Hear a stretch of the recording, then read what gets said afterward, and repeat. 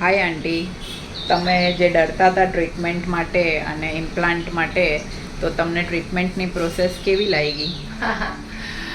પહેલાં તો હું આવતી જ નહોતી. મને ઘણું બધું દાંતનું ઇમ્પ્લાન્ટનું કામ હતું, તો ઘણો ટાઈમ મેં ડિલે કર્યું કારણ કે હું બહુ જ ડરપોક છું. તો નથી કરાવતી. પછી મારા હસબન્ડ વળ્યા કે ના, કરાવવું તો પડશે જ. એટલે પછી મને કોઈકે કીધું, એટલે હું ડૉક્ટર નિમેશ પાસે આવી અને ડરતા અને પછી તો હું ચેર પર બેસું એટલે મારા આંખમાંથી આંસુ જ જાય, અંદરથી ધડ જ લાગે. પણ નિમેશભાઈના એક વર્ડ, એક શબ્દો, એમનું કામ તો સારું જ છે, પણ એમની બોલવાની રીત છે ને, આપણને પ્રેમથી કરે છે. આપણે બ્રેક લઈએ તો એ બ્રેક લે છે, એવું નહીં કે ફટાફટ કામ કરી જ નાખવું છે.